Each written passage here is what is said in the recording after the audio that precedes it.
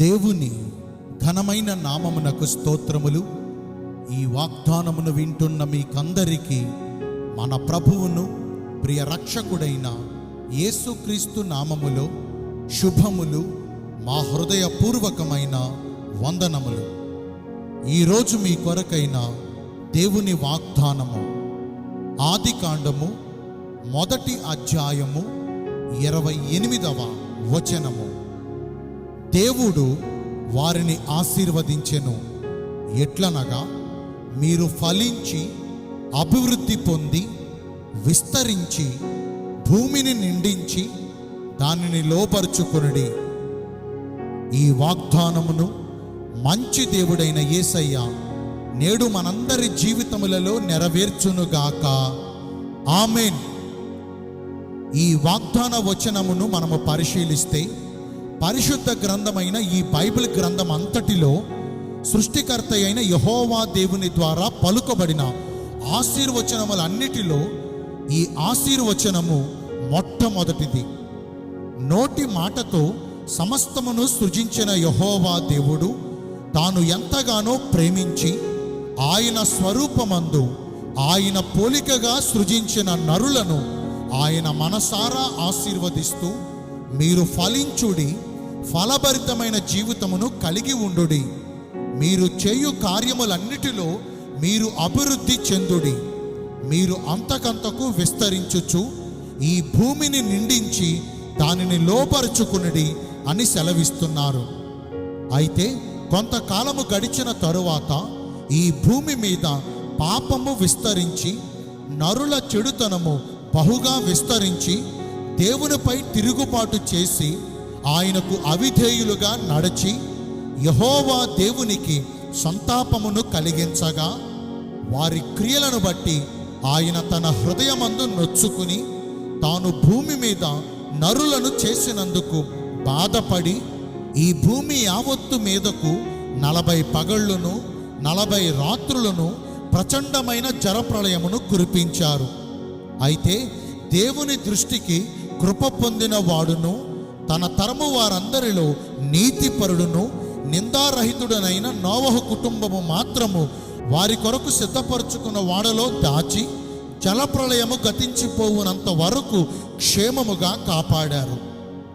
ఓడలో నుండి బయటకు వచ్చిన తరువాత నోవహు యెహోవాకు బలిపీఠమును కట్టి అతడు అర్పించిన బలి అర్పణ చేత ఆయన కోపము చల్లారి, ఇప్పుడు నోవహును తన కుటుంబమును కూడా యెహోవా దేవుడు ఆశీర్వదించారు.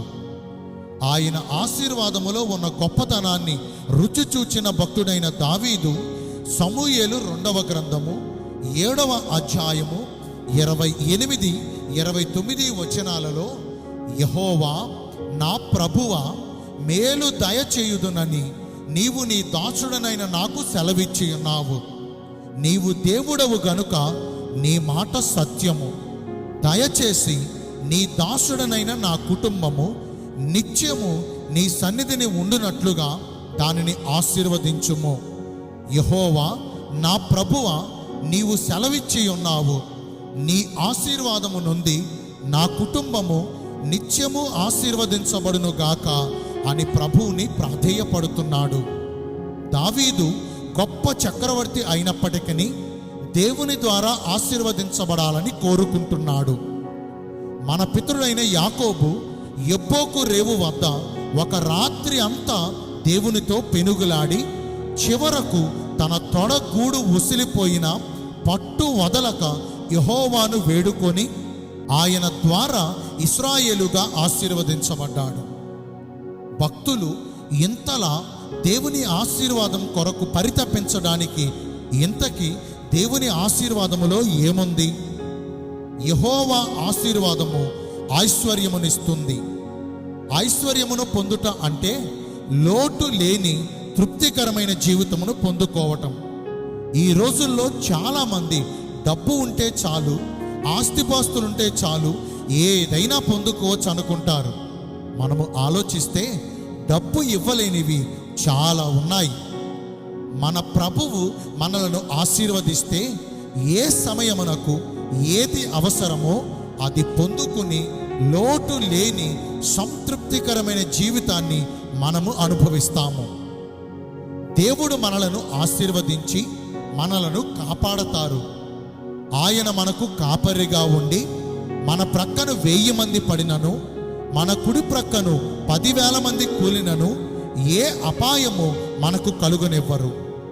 ఏ తెగులును మన గుడారానికి సమీపించకుండా, నాశనకరమైన ఏ తెగుల బారినా మనము పడకుండా ఆయన రెక్కల మాటున మనలను భద్రపరచి, యెహోవాయే మనకు నిత్యాశ్రయ దుర్గముగా ఉండి మనము బ్రతుకునంత కాలము కృపాక్షేమములతో ఆయన మనలను నడిపిస్తారు. దేవుని ద్వారా ఆశీర్వదించబడిన వారు తీర్పు దినము సంభవించినప్పుడు తండ్రికి కుడివైపున ఉన్న గొర్రెల గుంపులో చేర్చబడి, లోకము పుట్టినది మొదలుకొని మన కొరకు సిద్ధపరచబడిన బంగారపు రాజవీధులు కలిగిన నీతిశూరుడైన యేసు పరిపాలించు పరలోక రాజ్యములో ప్రవేశిస్తారు. ఎంత గొప్ప ధన్యత! పునాదులు కలిగిన ఆ పట్టణము చేరుట కొరకు నీతిమంతులైన భక్తులెందరో ఆశ కలిగి ఓపికతో ఎదురు చూచారు. దేవుని ద్వారా ఆశీర్వదించబడిన వారికి ఇంకా ఎన్నో ధన్యతలు దాచబడ్డాయి. అయితే అవన్నీ ఈ వాగ్దానములో వివరించుటకు మనకున్న సమయము చాలదు. మరి దేవుడు మనలను ఆశీర్వదించి ఈ ధన్యకరమైన జీవితమును ఆయన మనకు దయచేయాలంటే, మొదటిగా పిన్నలనేమి పెద్దలనేమి ఆయన యందు భయభక్తులు కలిగిన వారిని దేవుడు నిశ్చయముగా ఆశీర్వదిస్తాడు. ఆయనకు భయపడి భక్తి చేయు వారిపైన సదాకాలము ఆయన కనుదృష్టి నిలుస్తుంది. మనము చేయు క్రియలన్నిటినీ ఆయన బాగుగా ఎరిగిన వాడును, వాటన్నిటిని బట్టి మనకు తీర్పు తీర్చబడుతుంది. కాబట్టి ఆయనకు భయపడాలి. మనలను సృజించి మనలను పోషించుచు మనకు సమస్తమును దయచేయుచున్నాడు. కాబట్టి ఆయనను భక్తి చేయాలి. భయము భక్తి రెండూ కలిగి నడుచుకుంటేనే దేవుని ఆశీర్వాదాన్ని పొందుకుంటాము.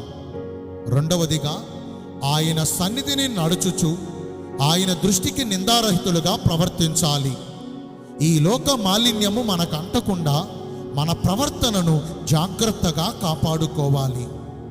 మన క్రియలు, మన మనుగడ దేవునికి అనుకూలముగాను ఆయన దృష్టికి ప్రీతికరముగాను ఉండాలి.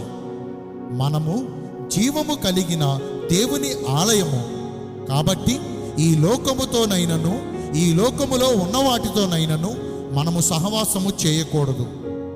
ఆయనను నొప్పించక దేవుడు మెచ్చుకునే భక్తిని చేస్తే ఆయన ద్వారా ఆశీర్వదించబడతాము.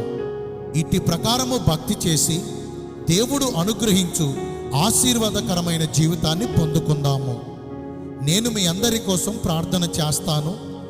పరిశుద్ధుడును ప్రేమ కలిగిన మా ప్రియ పరలోకపు తండ్రివైన దేవా, మీ కృప కలిగిన ఘనమైన నామమును బట్టి నిండు మనసుతో కోట్ల కొలదిగా మీకు మా కృతజ్ఞతా స్తుతులు స్తోత్రములు వందనాలు చెల్లిస్తున్నామయ్యా.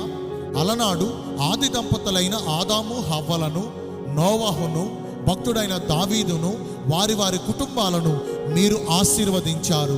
ఈ రోజున మేము కూడా అట్టి రీతిగా ఆశీర్వదించబడాలంటే వాక్యానుసారమైన జీవితమును మేము కలిగి ఉండాలని సూచిస్తున్నారు.